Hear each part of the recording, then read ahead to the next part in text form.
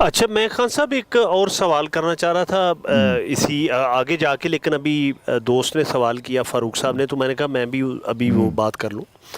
ایک یہ ہے کہ آپ یہ دیکھیں کہ پاکستان میں یہ تو ایک حقیقت ہے کہ یہاں کی جو مقامی زبانیں تھیں، وہ سندھی ہو، بلوچی ہو، پنجابی ہو یا پشتو ہو، تو ان کو یعنی ایک میسج یہ دیا گیا کہ بھئی یہ چھوڑ کے آپ ایک زبان اپنائیں، اردو۔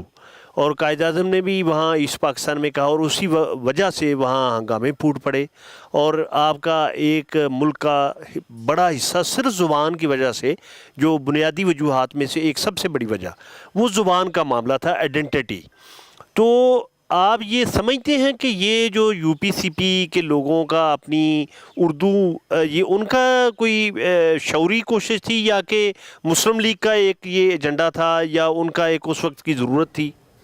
دیکھیے جی، اس معاملے میں سب سے بڑی جو بات جو میرا بہت حد تک یقین ہے وہ یہ ہے کہ زبان کسی قوم، کسی اس کی میراث نہیں ہوتی، وہ ایک علاقے میں جنم لیتی ہے اور اس کی معاشی اور اقتصادی ضروریات ہوتی ہیں جو اس کو پاپولر بناتی ہیں۔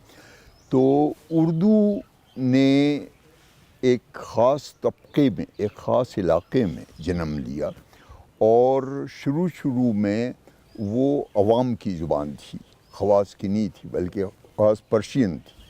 یعنی میرے دادا یا میرے باپ پرشین میں زیادہ انہوں نے پڑھا تھا بنسبت انگریزی کی۔ تو اردو یہ کہنا کہ مسلمانوں کی زبان ہے یا یو پی کی زبان ہے یا سی پی کی زبان ہے، میں اس میں یقین نہیں رکھتا۔ یو پی، وہ اردو ڈیفینیٹلی ایک ایسی زبان تھی جو جس میں عوام ایک دوسرے سے کمیونیکیٹ کر سکتے تھے۔ اس میں ہندو بھی شامل تھے، سکھ بھی شامل تھے، وہ مسلمان بھی شامل تھے، شیعہ سنی بھی شامل تھے، سمجھے آپ؟ تو یہ کہنا کہ یہ مسلمان، یہ بہت غلط۔ دوسری بات یہ ہے کہ جب ہم آپ کو ایک مخصوص علاقے کے ہونے کی وجہ سے ڈینیگریٹ کریں تو وہ آدمی کو بہت چبھتا ہے۔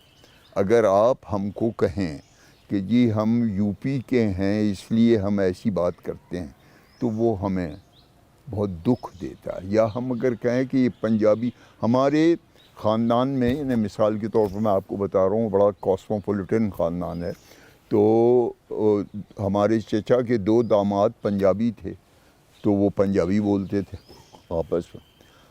ہمارے چچا جو تھے وہ پنجابی تو بول سکتے تھے، لیکن پنجابیوں کو پنجابی ڈگے کہتے تھے، سمجھے؟ اور وہ ان کے داماد جو ہیں وہ بیٹھ کے سنتے تھے، تو پھر جب وہ الگ ہوتے تھے تو وہ پھر اکیوز کرتے تھے کہ جی یہ تو دال خور اور فلاں اور فلاں، بھئی یہ ہے، ہاں ہاں بالکل صحیح۔ What ever.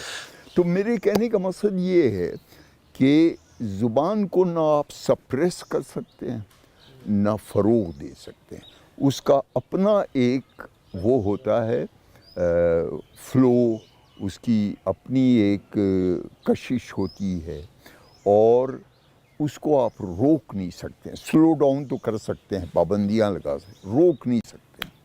تو یہ میرا یقین ہے۔ اب مثال کے طور پر میرا بیٹا قاف نہیں بول سکتا ہے، کاف بولتا ہے، تو ہم کیا کریں؟ یہ کہہ دیں کہ یہ میرا بیٹا نہیں ہے؟ یہ نہیں ہو سکتا ہے جی۔ اچھا، پھر آپ اندازہ کریں کہ پنجاب میں کتنے بڑے اردو کے افسانہ نویس اور اردو کے شاعر اور ادیب منٹو پیدا کرشن چندر اور ایک رجندر سنگھ لمبی بیدی۔ فہرست ہے جی۔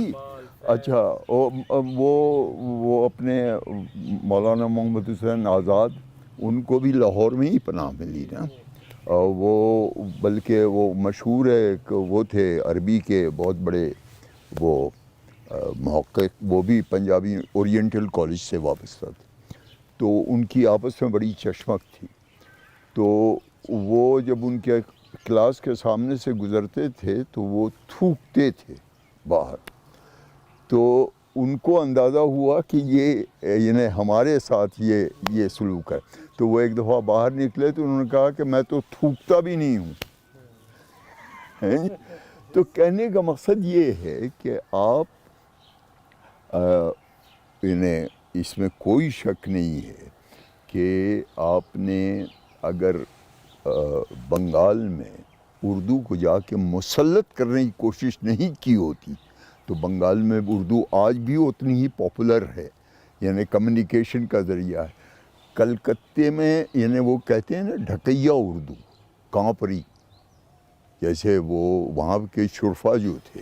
बल्कि फोर्ट विलियम कॉलेज तो शुरू ही उधर हुआ। अच्छा, फोर्ट विलियम कॉलेज। दूसरे ये है कि आप मद्रास भी अगर चले जाए, यहाँ आप जाएं ये ट्राइबल एरिया में जहाँ पश्तो बोली जाती, वहाँ भी टूटी फूटी उर्दू ही में आप कम्युनिकेट कर सकते हैं। मैं दर्रा गया तो वहाँ जो लोगों से इंटरव्यू मैंने किए तो वो पश्तो स्पीकिंग बेशतर थे, लेकिन टूटी फूटी उर्दू में वो कम्युनिकेट कर सकते। तो अगर आप मुसल्लत नहीं करते तो उर्दू अपना एक मकाम बना सकती थी, जैसे उसने आज भी इंडिया में उर्दू यानी आप लाख वो फिल्मों की ज़ुबान जो है उर्दू, और वही उर्दू जो है वो वहाँ भी कामयाब है, यहाँ भी कामयाब है। तो वो मशहूर है कि वो असमत चुगताई के जो भाई थे जी, वो अज़ीम बेग चुगताई, उनका एक खाका था कि वो लखनऊ में दो आदमी लड़ रहे थे, तो उसमें कुछ उन्होंने वो किया, उन्होंने कहा कि अगर आप मज़ीद कुछ बोले तो मैं आपकी वालदा माजदा की शान में गुस्ताखी कर दूंगा। तो उन्होंने कहा कि अगर आपने मेरी वालदा माजदा की शान में गुस्ताखी की तो मैं आपके दंदान मुबारक शहीद कर दूंगा। तो वो कोई पूर्वी वहाँ हवलदार साहब घूम रहे थे, तो वो आए, उन्होंने कहा कि अबे क्या है दंदान मुबारक, और वो हटो झगड़ा ख़त्म करो। तो उन्होंने कहा सिपाही जी अगर आपको यानी ज़ुबान से वाक़फ़ियत नहीं है तो शुरफा की गुफ्तगू में मुदाखलत न किया। तो वो ज़ुबान तो नहीं चली। वो एक मौलाना साहब आए, उन्होंने कहा कि वो पुरशिको अल्फाज इस्तेमाल किया करो, और उन्होंने हुक्के का जो कश दिया तो चिलम से एक चिंगारी उड़ के उनकी पगड़ी पे, तो वो एक लड़का खड़ा हुआ, उसने कहा हुजूर पुरनूर एक अफकर शरर वो आतिश कदे चिलम से परवाज़ करके आपकी दस्तार अज़मत आसार पर जलवा फगन, इस अरसे में वो सुराख करके तो उन्होंने कहा कि अबे इसी वक्त पुरशिको अल्फाज इस्तेमाल कर लेते। तो कहने का मकसद ये है कि ज़ुबान वही चलती है जिसमें अवाम एक दूसरे से कम्युनिकेट कर सके, जिससे आपकी इक़्तिसादी ज़रूरत, अंग्रेज़ी आप पढ़ते हैं